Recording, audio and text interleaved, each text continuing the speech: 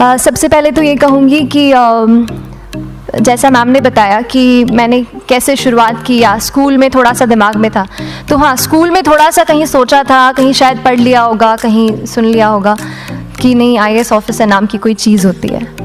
लेकिन तब ये भी नहीं पता था कि यार यूपीएससी नाम की कोई एग्ज़ाम है, सिविल सर्विस एग्ज़ाम है, उससे और भी पोस्ट में आप सिलेक्ट हो सकते हैं, ऐसा कुछ नॉलेज नहीं था। जब मैं अपने कॉलेज लेवल में आई, जब कॉलेज में एडमिशन लिया, मैंने भोपाल से ही प्राइवेट इंजीनियरिंग कॉलेज से केमिकल इंजीनियरिंग किया है, और उस दौरान मुझे जब मैंने सोचना शुरुआत की कि क्या बनना है, कंटेम्पलेट किया कि एग्जैक्टली क्या करियर चाहती हूँ, तो लगा कि यार कहीं जो पुरानी ड्रीम थी, एक जो सपना था, वो अभी उसको सामने लाना चाहिए। फिर इस बारे में और पढ़ा, और तब खान स्टडी ग्रुप भोपाल में सेंटर वहाँ पे जैसे शुरू हो गया था, तो मेरा जो फाउंडेशन कोर्स है मैंने वहाँ से किया।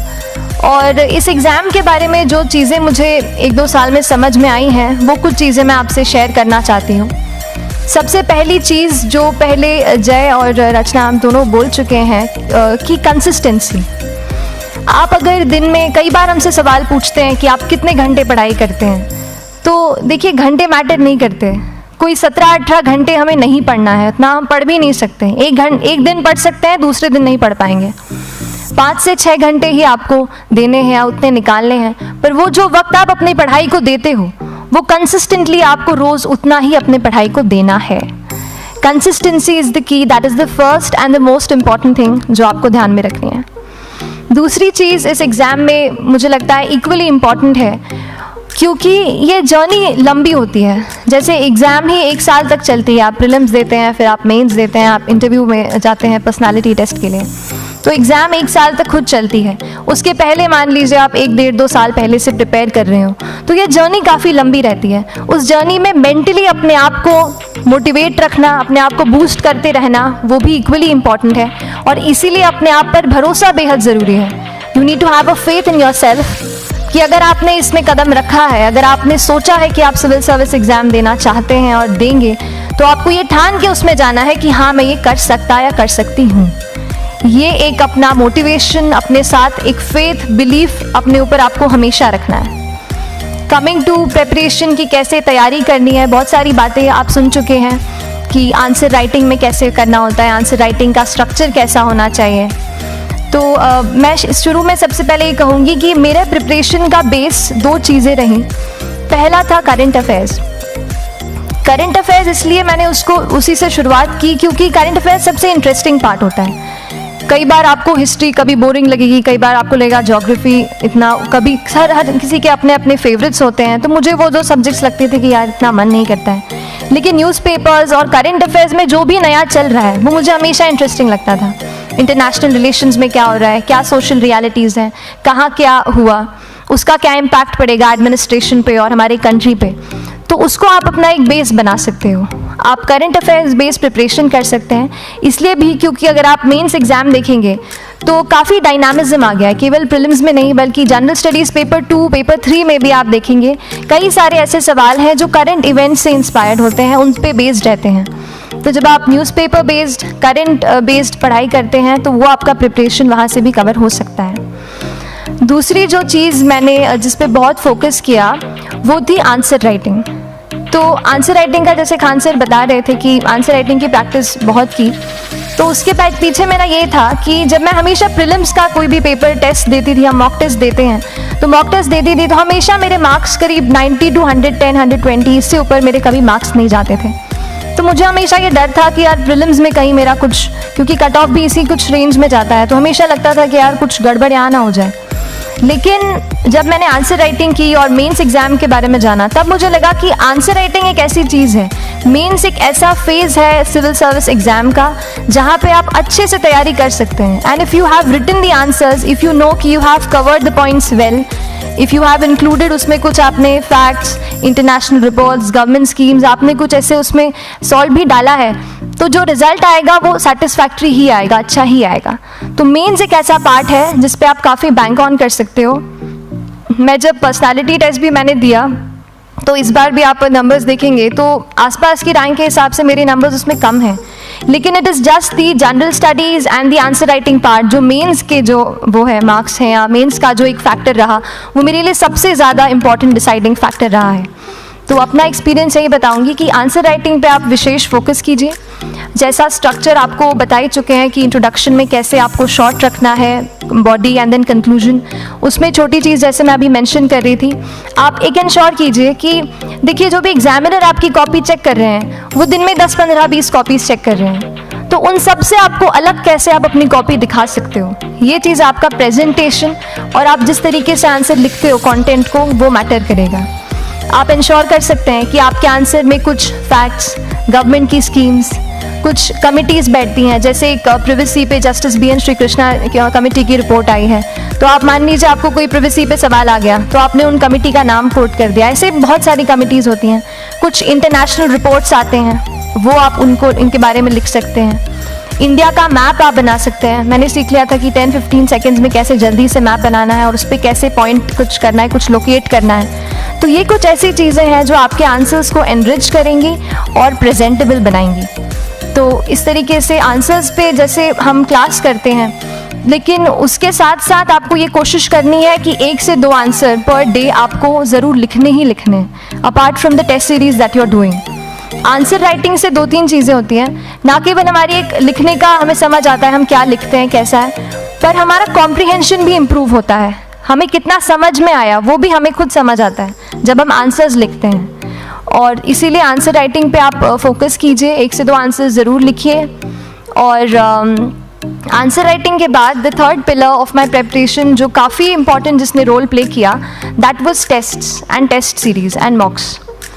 देखिए हम पढ़ रहे हैं यहाँ पर, I also come to the point कि हम कैसे दिल्ली, भोपाल और इंदौर में प्रिपेयर करके बिना दिल्ली जाए हम कैसे कर सकते हैं, आई कम टू दैट पॉइंट। पर उसके पहले टेस्ट की थोड़ी बात कर लेती हूँ कि टेस्ट देना क्यों ज़रूरी है। हम ये जो एग्ज़ाम दे रहे हैं सिविल सर्विस की, एक ऑल इंडिया लेवल एग्ज़ाम है and this cut throat competition. तो उसके लिए आप केवल पढ़ते रहें, सारी बुक्स, मटेरियल्स, स्टैंडर्ड ये करंट का सब पढ़ लें, लेकिन अगर आप ये नहीं जज कर पाए कि आपका क्या लेवल है at an all India level, तो चीज़ें समझ में आप नहीं, मतलब आप आगे नहीं बढ़ पाएंगे या सही डायरेक्शन नहीं पकड़ पाएंगे।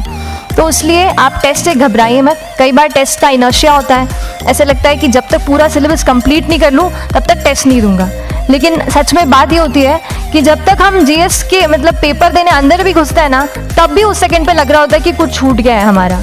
तो ये चीज़ होगी ही, इसीलिए ये मैं कभी मत सोचिए कि जब तक पूरा सिलेबस नहीं कर लूँ टेस्ट नहीं दूंगा। जैसे आपका एक थोड़ा बेस बन जाता है प्रिपरेशन का, आप टेस्ट दीजिए, चाहे वो प्रीलिम्स का MCQ का टेस्ट हो या मेंस का राइटिंग स्किल की प्रैक्टिस हो, टेस्ट पे आप फोकस कीजिए। उसके बाद टेस्ट केवल देने के लिए नहीं देना है, उसको एनालाइज भी अच्छे से करना है। When you get the answer hints, when you get the answer keys, analyse properly कि आपकी क्या गलती हुई है और उससे भी सीखने की कोशिश कीजिए कि क्या कुछ नया मुझे इस टेस्ट पेपर से या इस आंसर कॉपी से मिल सकता है। तो इस तरह से टेस्ट पे भी आप फोकस कीजिए। And I will come lastly to the point कि जब मैंने प्रिपरेशन शुरू की थी अपने कॉलेज के 2nd ईयर 3rd ईयर आते आते, तो मन में बहुत सारे फियर्स थे। मैं भी एक नॉर्मल फैमिली से हूँ, मेरे फैमिली में किसी ने आज तक सिविल सर्विस का पेपर भी नहीं लिखा था, तो मन में बहुत सारे फियर्स थे, डाउट्स थे, क्या होगा, कैसे होगा। तो हो सकता है आपके मन में भी ऐसा हो। और हम जैसे यहाँ रहते हैं, हम सोचते हैं कि दिल्ली जाना तो सबसे ज़रूरी है, उसके बिना तो ये एग्ज़ाम हो ही नहीं सकती। तो उस पर मैं एक चीज़ बताना चाहूँगी कि जैसे KSG जैसे इंस्टीट्यूट हैं, जो फैकल्टी भी हमें वही मिलती है जो दिल्ली में पढ़ा रहे हैं, तो ये एक बहुत पॉजिटिव पॉइंट है कि क्वालिटी का कोई दिक्कत नहीं आएगी। बस एक चीज़ है, आप ज्वाइन करते हैं class, that will only provide you a direction. वो आपका रास्ता दिखा सकते हैं आपको कि इस रास्ते पर आपको चलना है, लेकिन चलना उस रास्ते पे आपको खुद है। You have to work on your own. कभी ये मत सोचे कि मैं वहाँ नहीं जा पा रहा हूँ तो नहीं हो सकता, यहाँ है, तो हम एक्सक्यूज़ेस बनाते हैं। कई बार चैलेंजेस आते हैं। तो मैंने कॉलेज के साथ प्रिपरेशन की, तो उसमें भी काफ़ी दिक्कत आती थी। कभी कभार कॉलेज की एग्ज़ाम होती थी तो इसमें मैं अपना उतना वक्त नहीं दे पाती थी। तो उस मोमेंट पे फिर प्लानिंग ने मुझे बहुत हेल्प किया कि हम किस तरीके से अपने कॉलेज के एग्ज़ाम के लिए प्लान कर लें। जैसे मैंने इंजीनियरिंग की है और मुझे पता है कि हम इंजीनियर्स 1 महीने से ज़्यादा पहले से पढ़ते नहीं हैं। पढ़ते हैं क्या? तो तो वो चीज़ आप ध्यान रख सकते हो, उसको अपना स्ट्रॉन्ग पॉइंट बना सकते हो। 1 से 1.5 महीना जब exam is approaching, I use to plan my entire syllabus का प्रिंट आउट निकाल के I use to make my notes, उस तरीके से उसको मैं उसको संभाल लेती थी। तो whenever you are managing those things together, focus on planning, किस तरीके से आप एक माइक्रो प्लान बनाएं, अपना डेली एक प्लान बनाएं, वीकली टारगेट सेट करें और एक ब्रॉड विजन दिमाग में रखें कि ब्रॉडली आप मंथ्स में क्या कवर करने वाले हैं। अगर आप प्लानिंग अच्छे से करते हैं तो ज़्यादातर पोर्शन आपका वहीं से कवर हो जाता है, और जब आप टारगेट्स बनाते हैं, उनको टिक करते हैं, तो एक सेंस ऑफ कंप्लीशन भी आपको मिलता है कि yes I am on the right path और मैं सही जा रहा हूँ या जा रही हूँ। तो इस तरीके से प्लानिंग पे भी इक्वली फोकस कीजिए।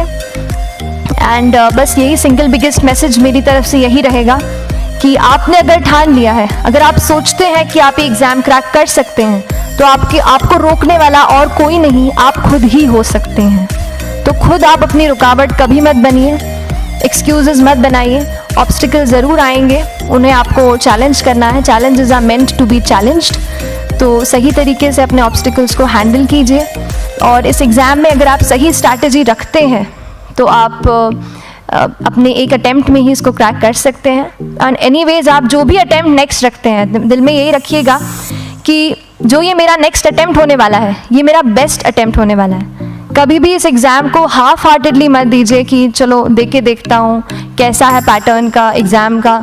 अगर एग्ज़ाम का पैटर्न देखना है ना, तो घर पे 3 घंटा टाइम लगा के एग्ज़ाम दे दो, बस केवल पैटर्न देखने के लिए एग्ज़ाम अटेम्प्ट मत कीजिए। जब आप एग्जामिनेशन हॉल में जा रहे हैं या कोई अटेम्प्ट आपने सेट किया है, तो अपना सब कुछ उस एग्ज़ाम को दीजिए, अपना टाइम, एनर्जी, फोकस, जितना भी करेक्ट आप उसमें पॉजिटिविटी डाल सकते हैं उसको दीजिए, एंड पूरी तैयारी के साथ ही इस पेपर को दीजिए, and I am sure that you will succeed. So till then, all the very best to you and good luck. Thank you so much.